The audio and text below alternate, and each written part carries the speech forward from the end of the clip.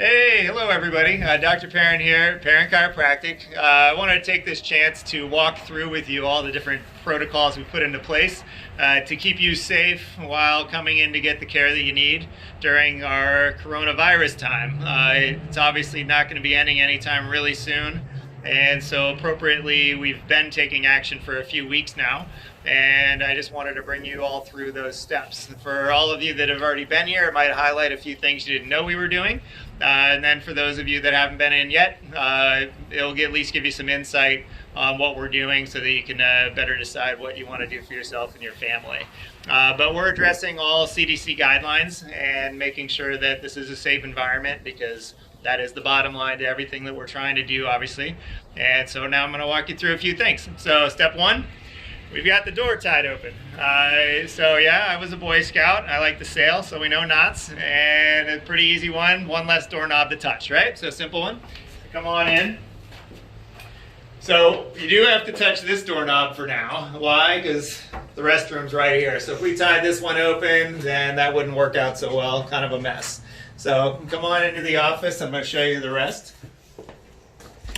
So come on in. See, Diana, as always, is at the front desk.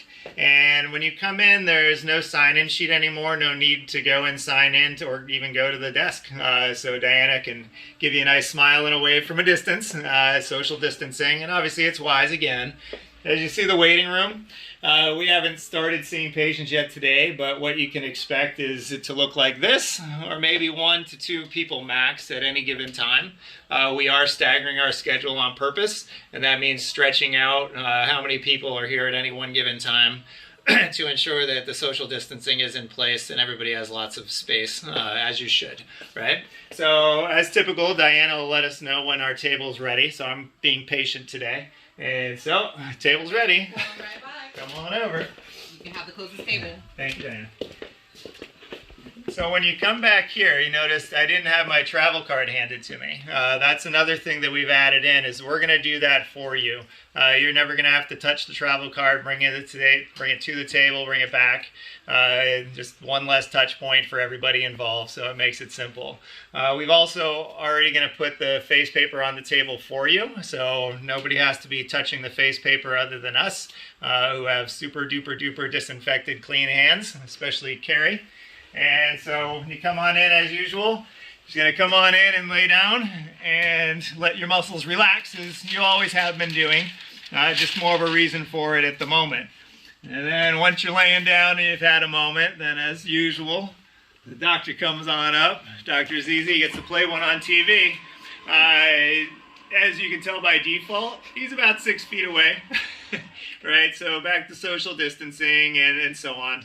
The funny thing, not funny, but the interesting thing is that you can look up on CDC, you can also look up in Virginia Department of Health. They show that you need to be in an approximate space for 10 to 15 minutes minimum, is what they're showing, with somebody who actually has coronavirus, in order to actually probably even contract it at all.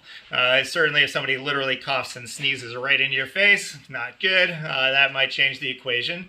But just passing by people, being in the same environment for a few moments, they're really not finding that to be much of an issue. But I want you to see the rest of the adjusting suite, because a couple things we're also doing is anybody who's in here, patient-wise, is going to be laying face down unless they're getting on the table or getting off the table. That way there's not people up and around and moving and breathing and all that kind of thing. We are also not using the middle table at all, and so therefore also continuing to have a lot more space here. We have a nice wide open office, which is nice, and obviously comes in extra handy at this moment.